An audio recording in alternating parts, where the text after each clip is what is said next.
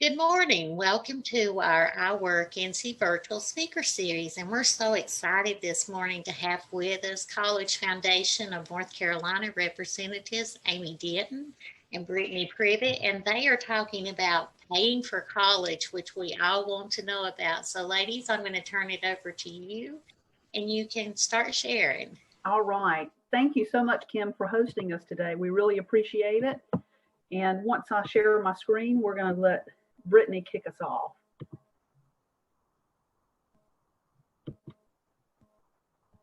All right. Can you see that okay, Brittany? Yes, ma'am. Perfect. All right. All right. So this morning we're going to talk about the 7 things you need to know to go ahead and start preparing for financial aid and understanding the financial aid process. My name is Brittany Privott, and I am a regional representative for the 910 area code, and I'll let Amy introduce herself. Hey there, I am Amy, the regional rep for the 252 area code region, and there are a total of 10 of us, and you'll see today at the end of the presentation who we are and the regions we represent. So we're excited again for being here, and thank you, Brittany, for helping us get kicked off. Of course, of course. Excited to partner with you, Amy. So just to give everybody a little background, the College Foundation of North Carolina is a free service of the state of North Carolina. We are a state-supported nonprofit organization that helps students, families, and adult learners plan, apply, and pay for college in the state of North Carolina. We are a partnership between the University of North Carolina System, College Foundation Incorporated, North Carolina's 58 community colleges, the Department of Instruction, our independent colleges and universities, or our private institutions, along with the North Carolina State Education Assistance Authority. So step one when it comes to financial aid is knowing where you want to go and thinking about your future and planning accordingly. There are tons of options for college or really any education that you want to pursue after high school, but we want to kind of break down some of those words and terms that you're going to hear throughout the planning process. So ultimately, students and families are responsible for paying for that education after high school, but you're going to hear a lot of different terms thrown at you, and we want to make sure that you understand what you're responsible for. So your estimated cost of attendance is going to include 2 different types of costs. They're going to be your direct costs, which you are actually billed for by this institution, and then your indirect costs. For your direct costs, it's going to include tuition, and tuition is really anything academic, your professors' salaries, your classrooms, all of that academic stuff that goes into your college experience.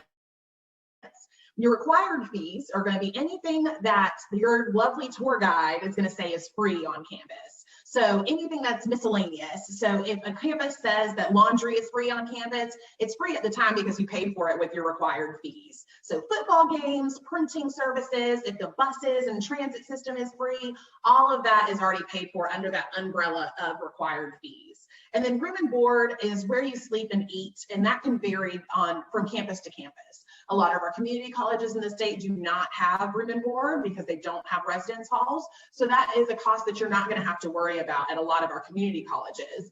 But if you decide to pursue a 4-year degree, there is that component. Some schools do require that you live on campus your first year. Some schools don't.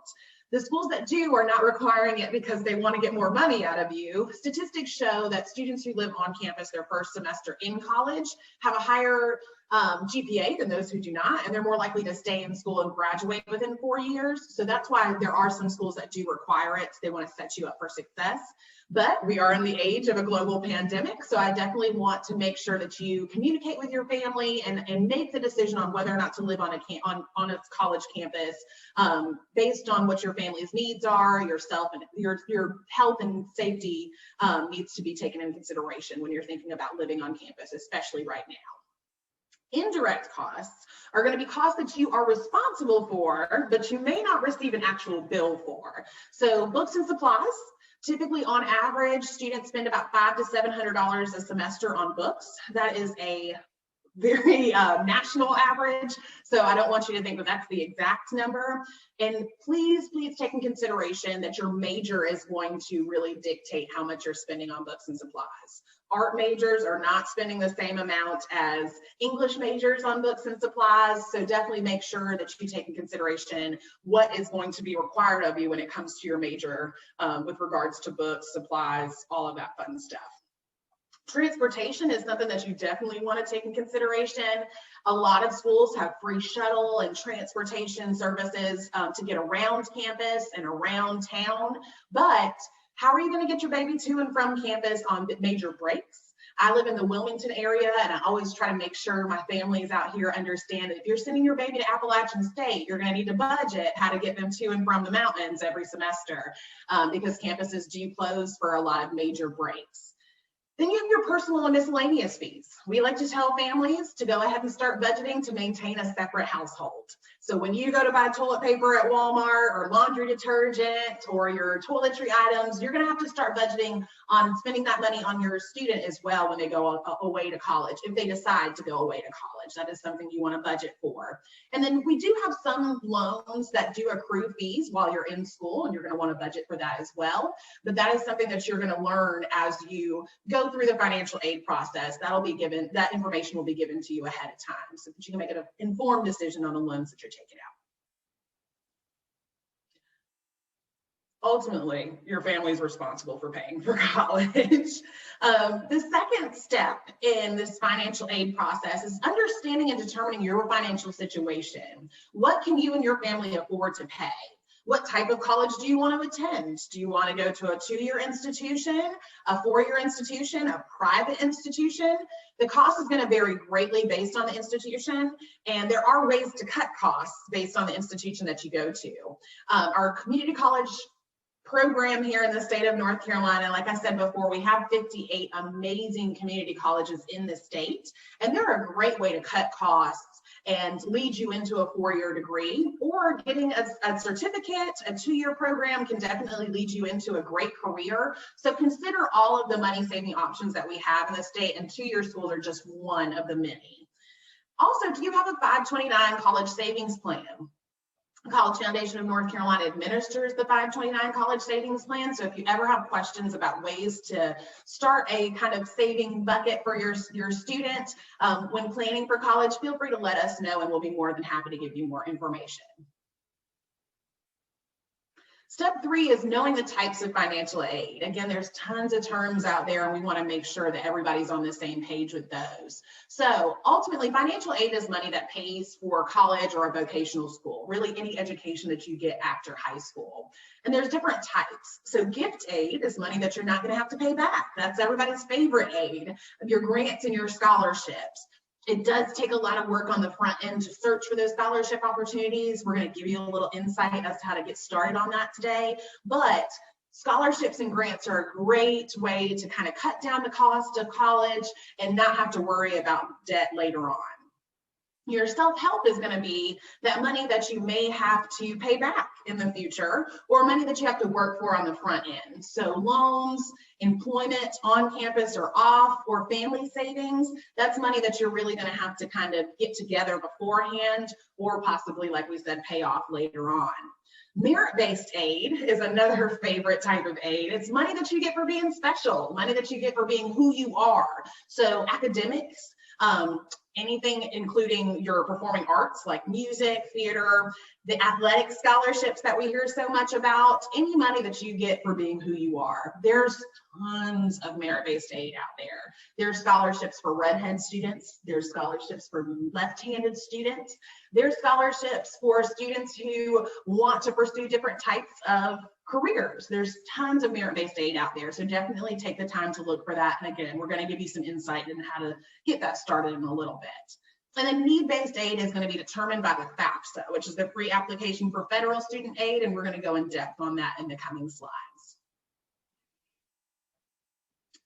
Overall, the basic principle of financial aid, and this was the federal government came up with this principle years and years ago, and we've stuck with it over time. They came up with the FAFSA way back in the day, again, the free application for federal student aid. And that was the federal government's way of finding an equitable way to provide financial aid to students who would like to pursue an education after high school.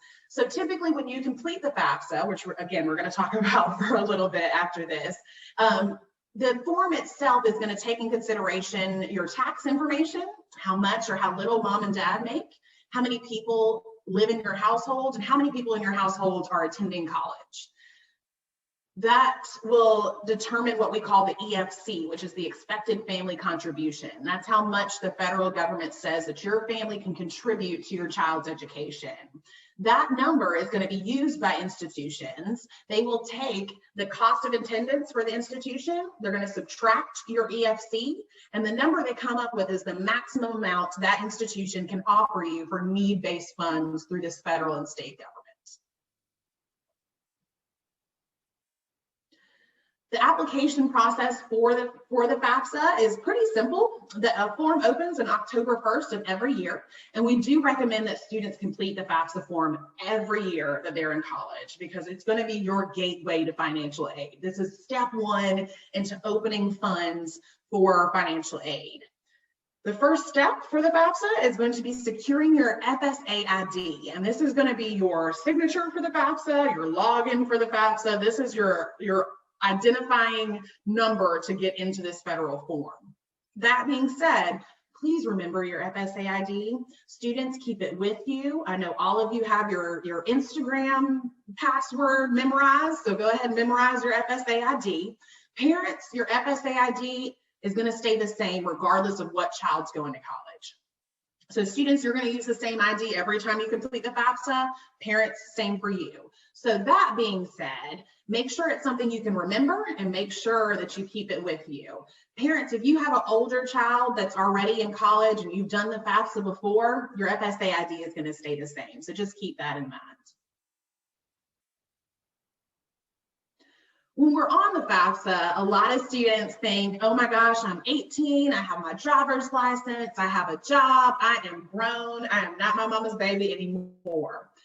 According to the federal government, you are your mama's baby until you turn 24. So just keep that in mind. All students are going to be dependents of their parents unless they fall under any of the criteria we have listed here. So unless you're 24 years old, you're married, you're working on a professional degree, like a master's or a doctorate.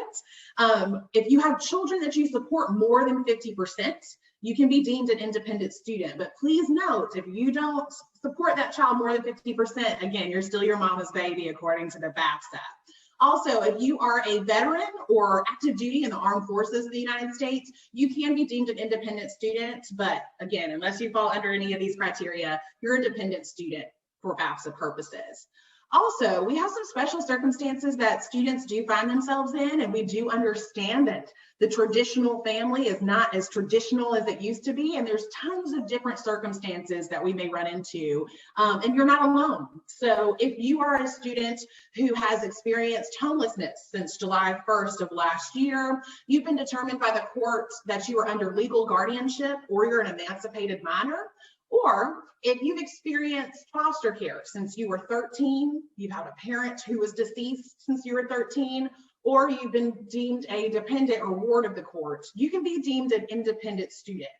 Please note, though, that there's a lot of paperwork that you need to produce to prove that you fall under any of these circumstances, but getting that paperwork is going to be worth it because we want to make sure that that's indicated on the FAFSA so that you get the money that you're entitled to. I'm going to turn it over to Amy now, and she's going to give you more information about the FAFSA and ways to find those scholarships we were talking about before. All right. Thank you, Brittany. And Brittany was just right. You know, as you go through the FAFSA and answer no to those questions, if you answer no to all of them, then again, that means parents or a parent must provide their data on the FAFSA. So this is who our government tells us our parents are. This is step 5. Who are the parents that will provide the information on the FAFSA? So number 1, biological or adoptive parents that are married to each other. Could be that they're biological or adoptive parents who are not married, but they live together. Then if that student is in the household with you, then he or she or both of them will have to report their data on the FAFSA. Doesn't always seem fair, but that's the way the government needs to have the data provided. Or it could be a single parent who was never married, who has widowed, whatever the situation be. And if it just be that one parent, then only that one parent. And again, A parent is defined as someone who is your biological parent, or again, who has adopted the student. And lastly, in a case of a separation or divorced living, you're going to include, the student will include the parent in which they live the most with. So if it is a separation divorce and the student goes back and forth between both parents, whoever the student is living with more than 50% of the year will be the parent providing the data. And if that parent has remarried, then the step parent data goes on the FAFSA too. And again, we get a lot of questions about this every year because it just doesn't seem fair. You will report, as the parents, you will report your marital status as of the date that you press submit on the FAFSA.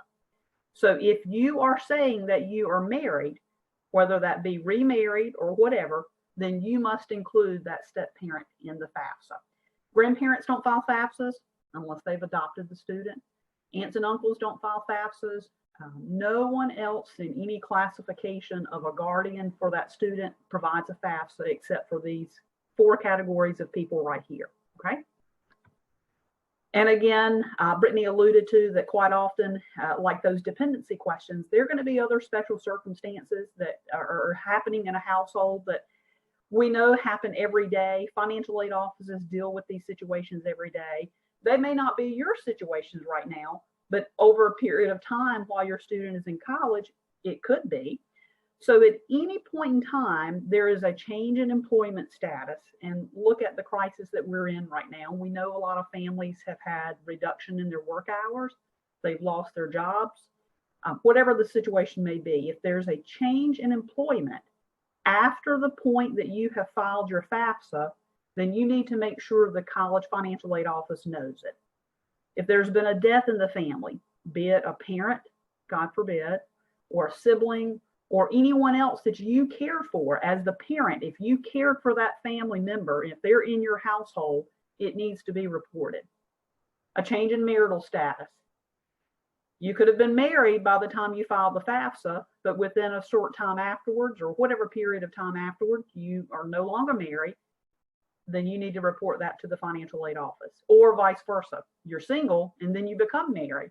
That needs to be reported. Same thing with let's say medical expenses. If there's outstanding medical or dental expenses, God forbid again, there could have been a horrible car accident in the household.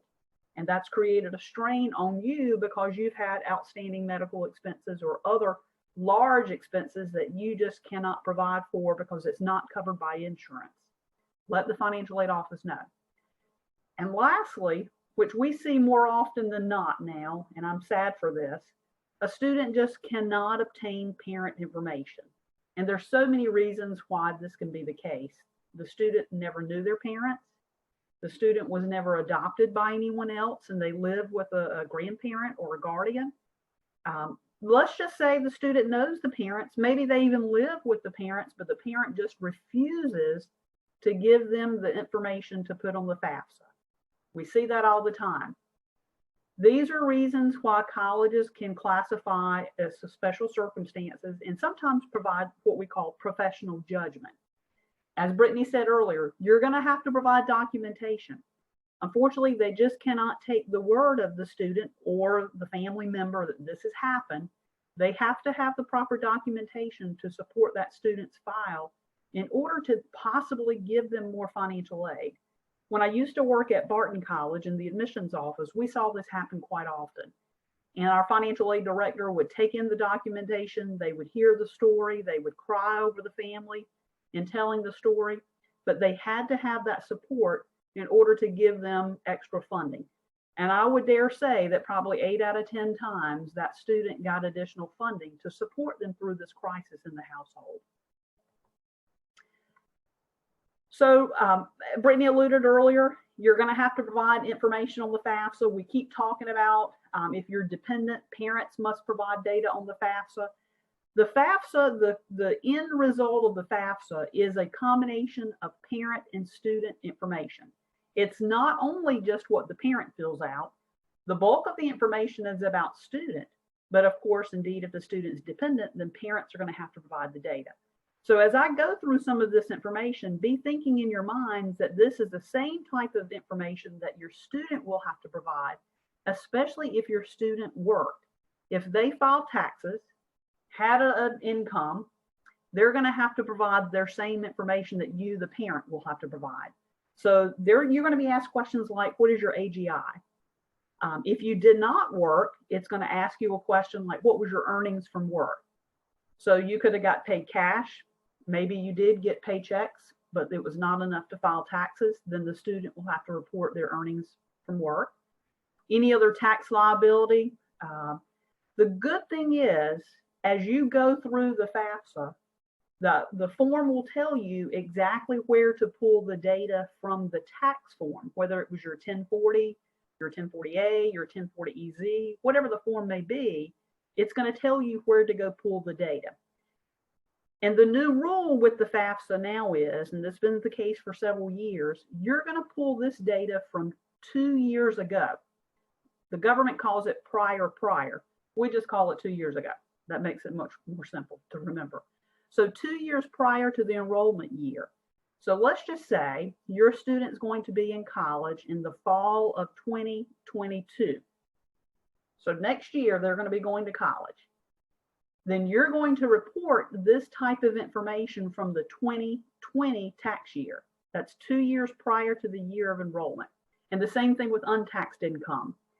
Examples of untaxed income will be listed on the FAFSA, but some of the most widely known are like child support. If child support is coming into the household, then that's untaxed income.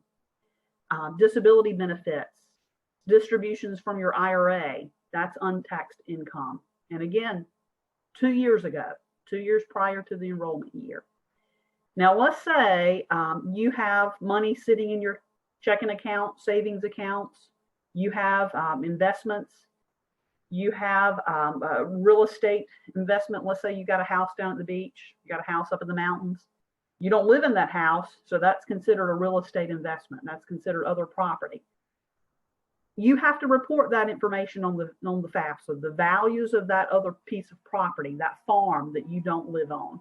If you live on a family farm with less than 100 employees, or if you have a small family business with less than 100 employees, you don't report the value of that business or that farm on the FAFSA. Otherwise, you will. Any of your asset information is as of now. So whenever you're filling out the FAFSA and you're submitting it as of that date, that's the time frame the government wants to know what you have. They don't care about what you had 2 years ago or last year. They want to know what you have right now in regards to any form of asset. Okay. Now, the IRS data retrieval tool will solve a whole lot of your worries and perhaps a whole lot of your thoughts about first time filing the FAFSA. How is this going to work? We're very, very fortunate that many years ago, the government came up with what we call the data retrieval tool, the DRT. So if you have filed those taxes, and let's go back to the example I gave earlier, 2020. If your student's planning to enter college in the fall of 2022, you're going to use 2020 tax data. If you have filed those 2020 taxes, the IRS has your information.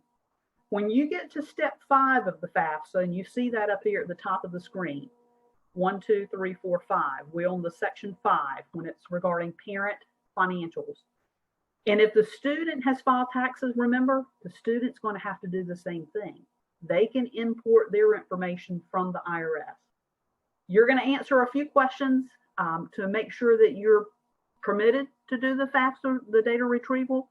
And if you are qualified, if you are a candidate to do the data retrieval, you will see the link down at the bottom of the page to go directly to the IRS.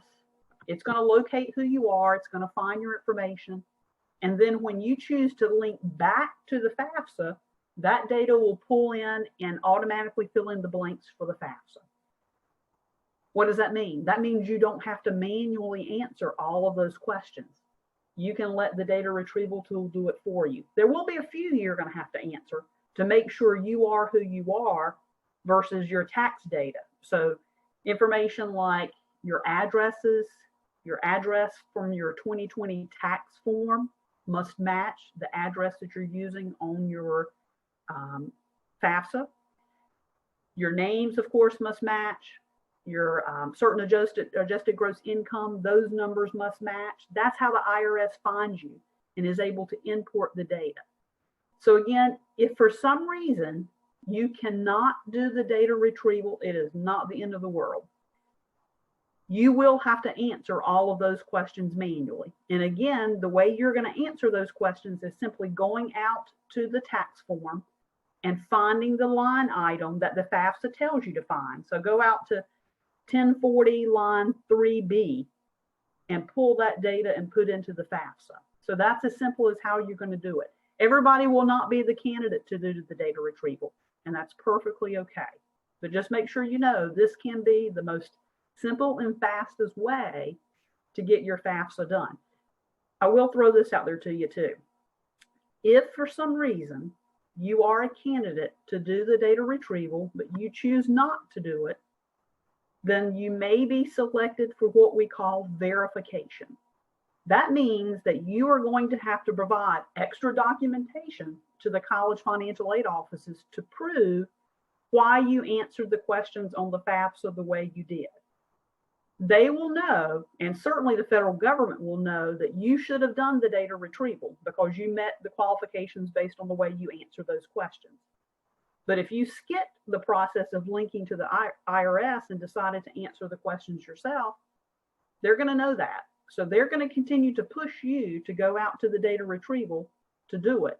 And until that takes place, if you have to go through the process called verification, the college will communicate with you to ask you the support and the documentation to provide back to them to prove why you put the answers on the FAFSA that you did, okay?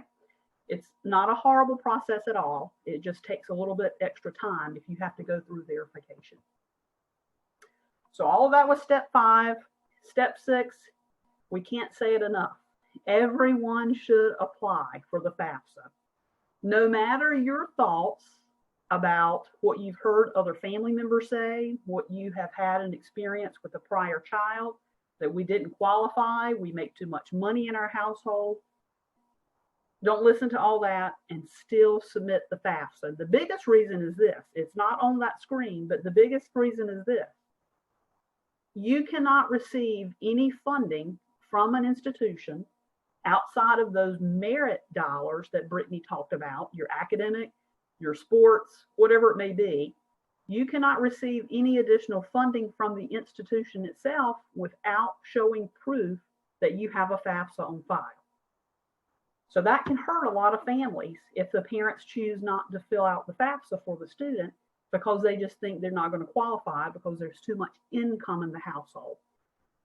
You are always responsible for the cost of the extent that your ability to pay. So whatever you can pay, then of course the government will assume that you should be able to pay it. But we don't know for sure what that will be until you fill out the FAFSA. Every year you go through this process. It does become easier.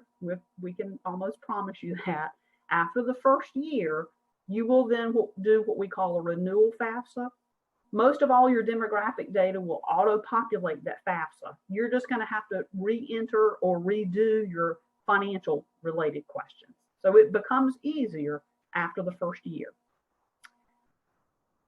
Some of you, your students, may have to fill out an additional application for non-federal financial aid. We call that the CSS profile. Has nothing to do with College Foundation. It's through College Board.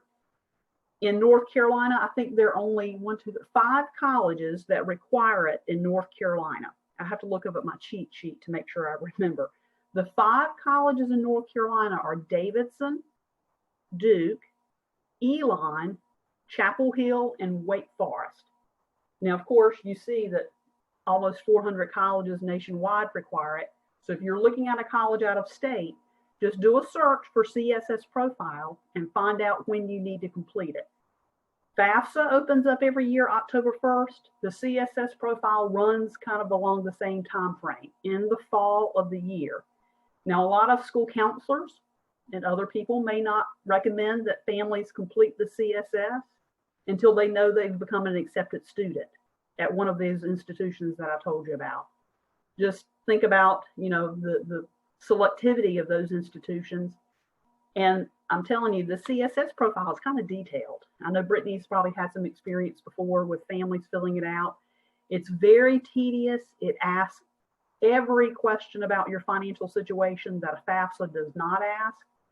So make sure, kind of listen to the advice of your school counselors and other people that if you should fill it out, maybe you want to wait till after you become an accepted student at any of those 5 institutions or any others out of state, okay? So overall, where are you going to find money for financial aid? I tell people all the time that there's 5 primary resources that we know for free funding. And that's the catch. Make sure you never fall prey to any type of solicitation in the mail or email or phone call from companies telling you that they can help you find the free funding. You can do that anyway. Your school counselors are there to help you do that. You have other resources through your school and through your community that can help you find free funding without having to pay anyone. And that's a campaign that we've had going on for many years now. Don't get hooked on any type of misleading financial aid offers. So let's go back to the 5 primary resources. I always kind of like to start on a global level first. So think about on a national level, the FAFSA is always number 1. That's your federal and state governments that's going to give you the funding on a very global level of financial aid. And then think about the college and the university. They're going to have additional fundings in their financial aid offices. It could be college-based grants. It could be other types of college-based scholarships. It could be anything from the institution that you're planning to attend.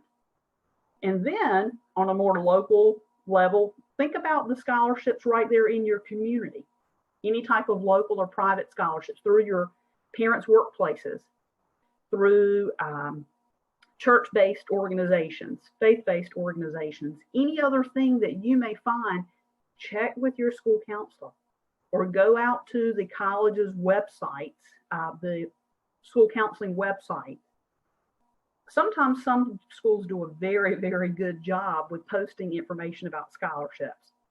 It's okay if you're in a county at a school, even if you're at a private school or a very small school that doesn't do a great job posting scholarships, go out to a neighboring high school, go to their website. They're all the same scholarships that you can apply for because they're in your local community. So it's not like you're stealing money from anyone. You're just taking the ideas of the scholarships from another page. So that's perfectly okay to do that. So go out and find those. So remember, always starts with the FAFSA. And then look forward to getting monies from the institution and then finding them on a local area right in your community. We have scholarships at College Foundation. So if you go out to cfnc.org/scholarships, you're going to see a lot of state-based programs that you can find funding to help you pay for college. Of course, you must use those if you attend any of our 111 colleges in North Carolina. You can't take our fundings and go out of state. You got to stay in state.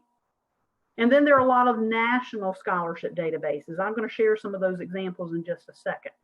These are databases that any student in the nation will be up for with you. But it's worth getting on to some of these databases and finding them. And not waiting until you're a senior in high school. Jumping on some of these databases now, 9th grade, 10th, 11th, it doesn't matter.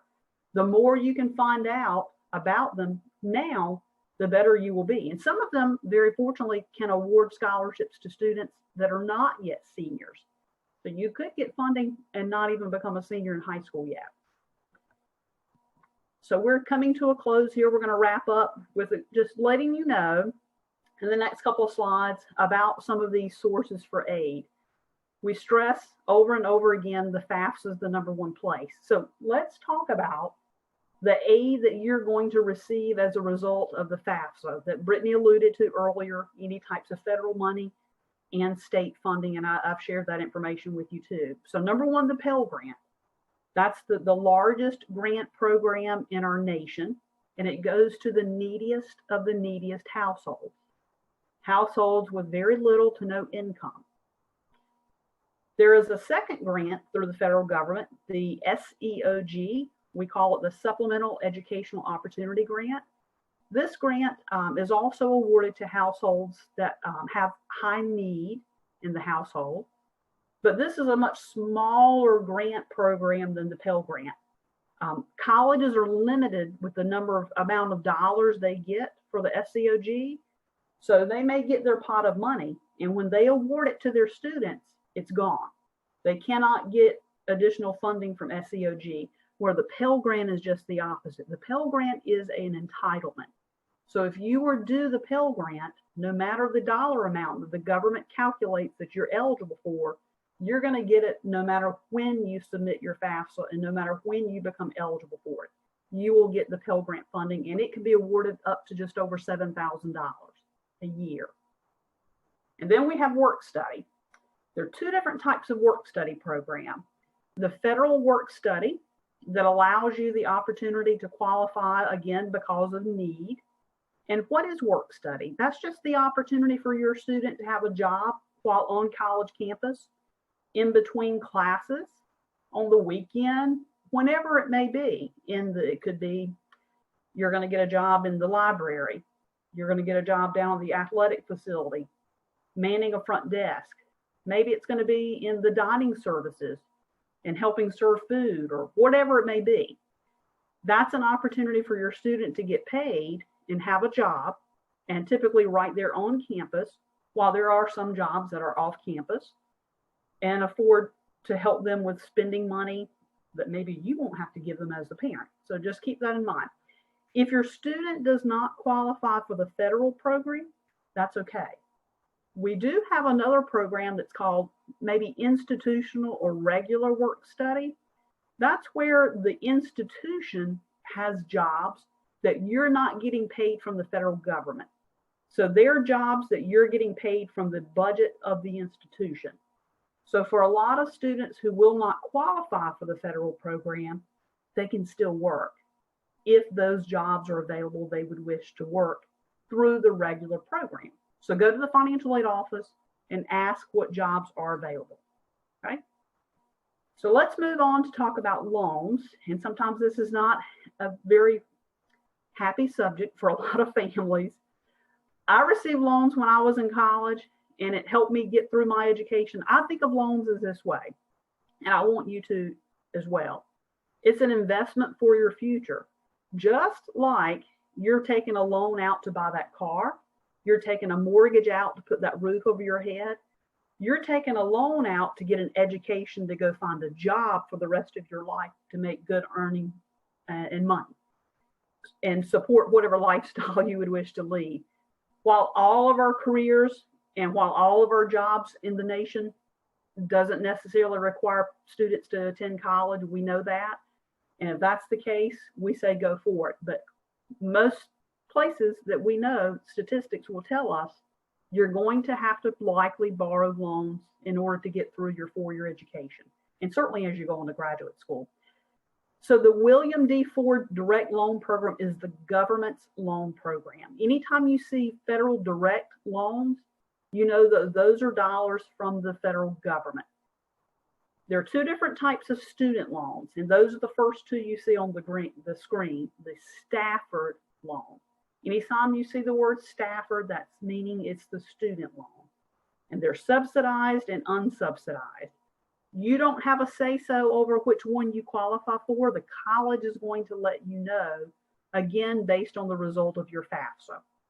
Both of those carry the same interest rate, and that's the interest rate for this year. We won't know next year's interest rate until the government releases those in the summer. So every summer, the government will come out with new interest rates. The subsidized is considered the need-based loan, where the government means and tells you that you qualify because of your financial standing, your need in the household, and the government will pay the interest on that loan while you're in college. Now, once you graduate and go into a repayment period, interest will start to accrue. But while you're in college, there is no interest being accrued on that loan. The unsub is just the opposite. Government is not paying the interest on that loan, and interest will start to accrue at the point that that funding is placed onto your student account. And as you go through repayment, you get 10 years to repay your loans.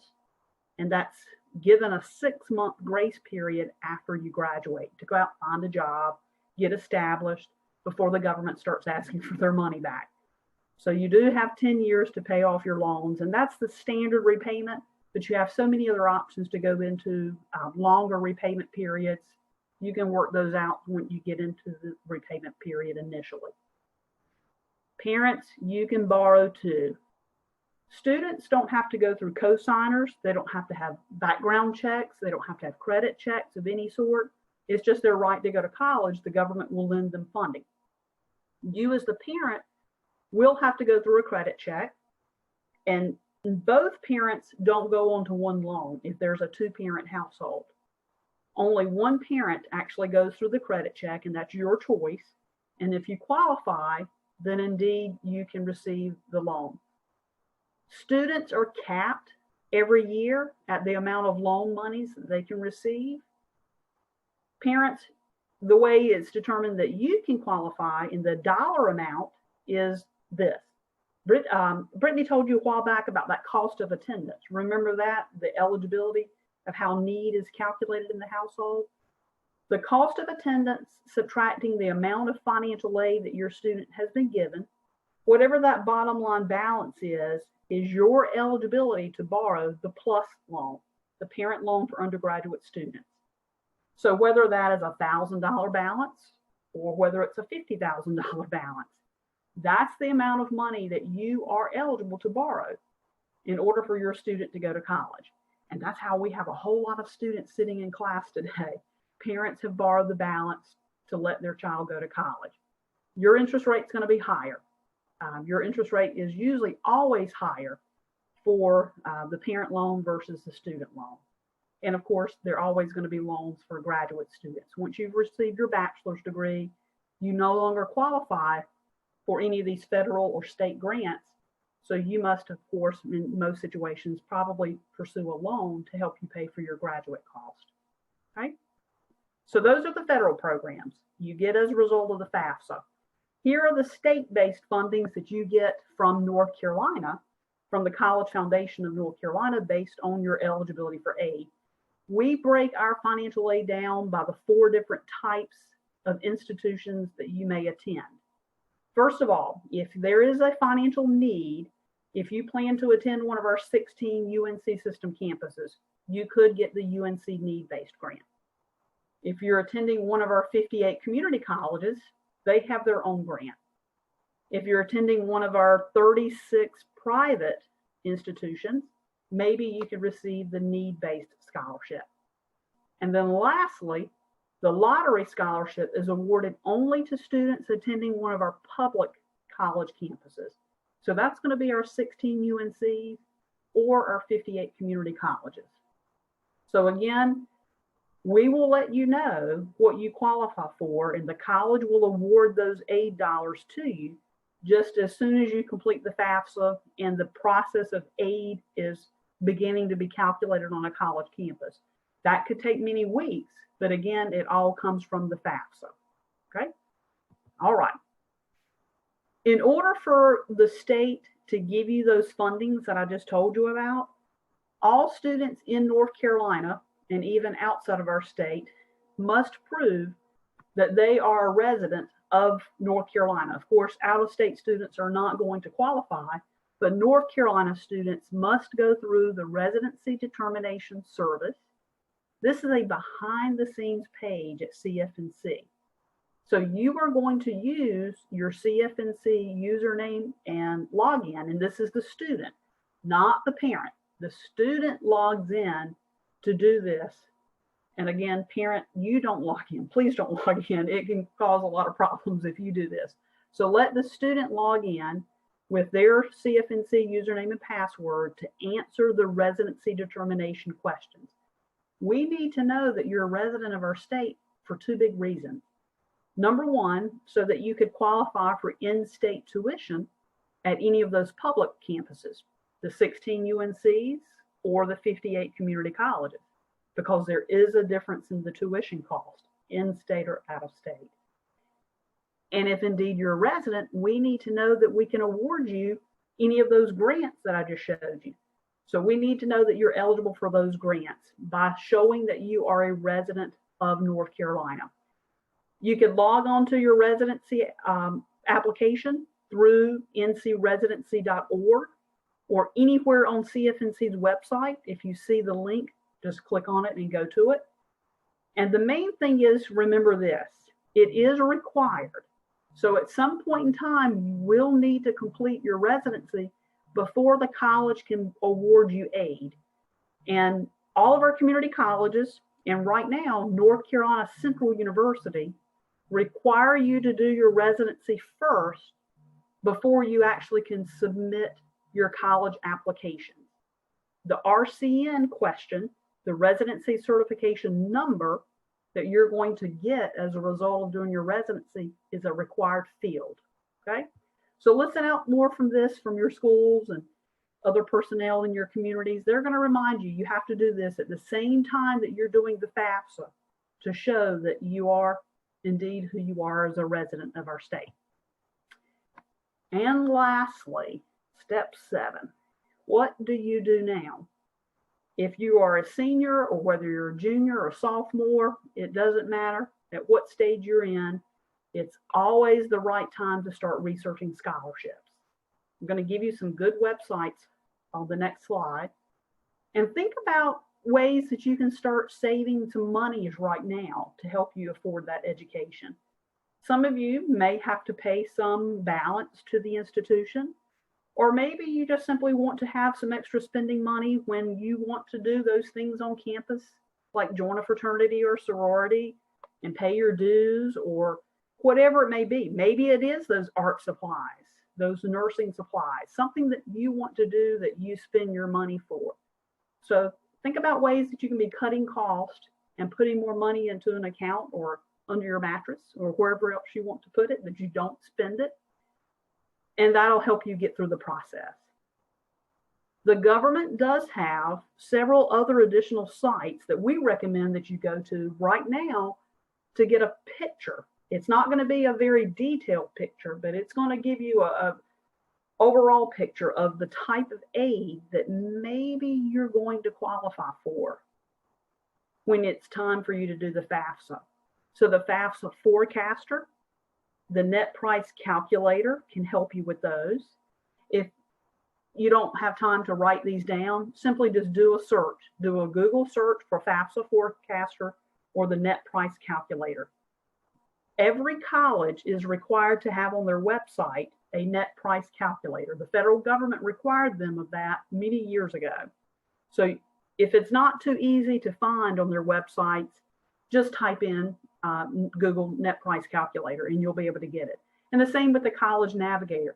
The College Navigator doesn't really predict for you a estimation of cost and amount of aid that you could receive, but it's going to give you a whole lot of statistics about institutions that you're interested in.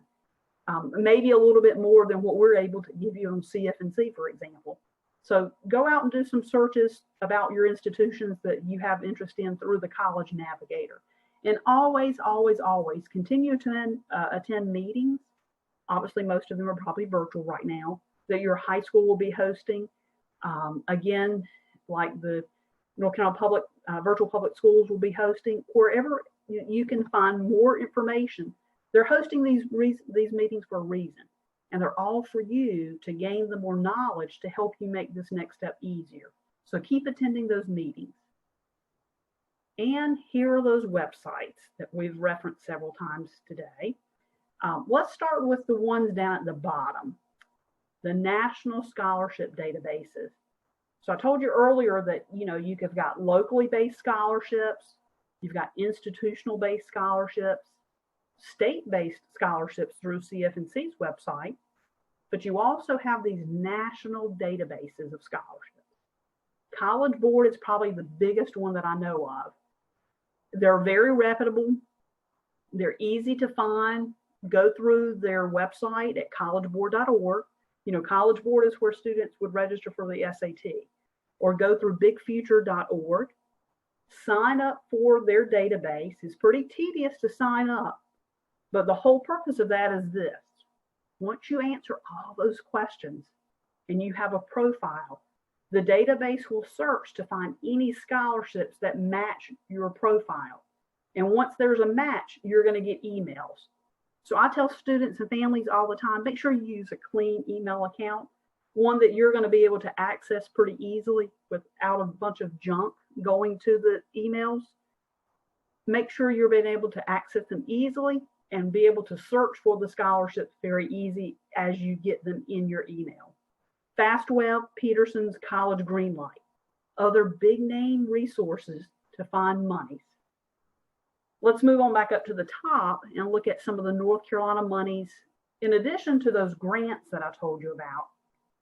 Brittany mentioned earlier on that if you are a foster youth, if you have been in the foster care system at any point in time, you can qualify for foster youth monies through the NC Reach program. We have a huge scholarship in North Carolina called the Golden Leaf. Most of our counties in North Carolina qualify, but not all of them. If you go out to cfnc.org/goldenleaf, you can see the availability of those dollars and what may make you eligible to apply. And the scholarship application process is open right now for that. So make sure you're going out very quickly to look at that if you are indeed a senior. And then again, check out the list of scholarships we have in addition to a loan program, a forgivable loan program we have in North Carolina. That's cfnc.org/fails. And lastly, the federal government is always a go-to resource for understanding any and everything that we've told you today about financial aid and about the FAFSA. Studentaid.gov is the place to go.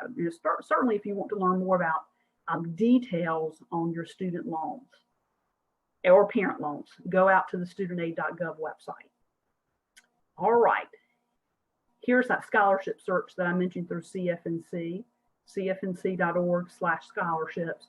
You can search, just quickly, I want to show you this, by these filters on the left-hand side, and it will tell you the results here in the middle of the scholarship that you searched. So right now in our database, we have 122 scholarships.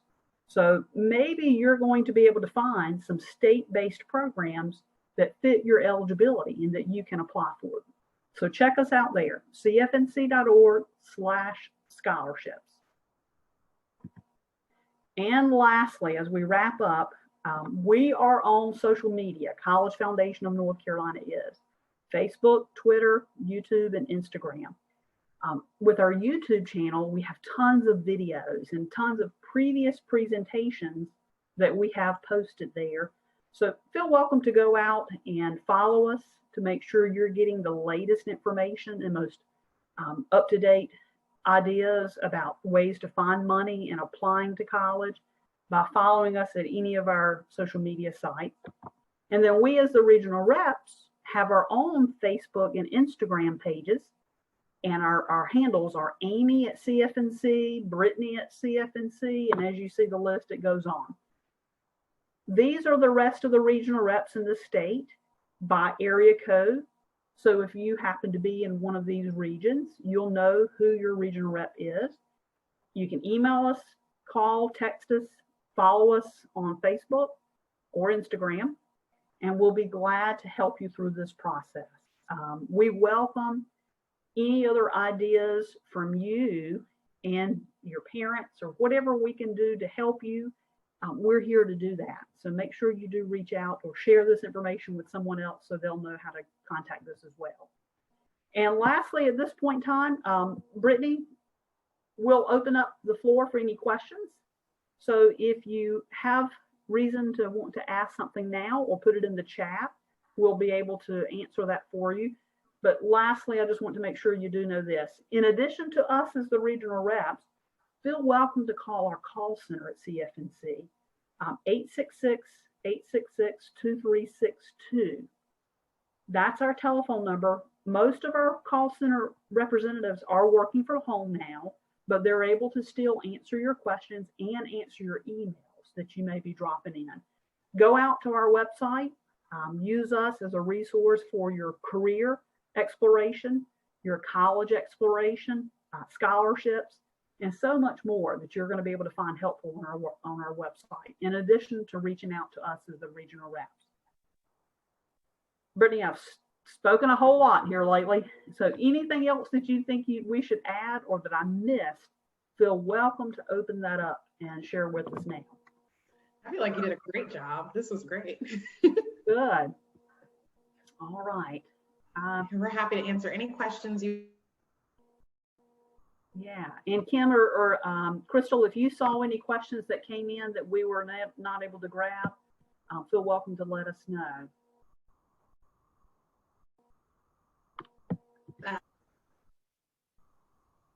Do you see any there? I don't see any right now. Thank you, Christy and Bethany. We really appreciate it. Cool. Okay, then. Well, Kim or Crystal, do you have any parting words that you'd like to say? If not, we will wrap up from this point. That's totally up to you.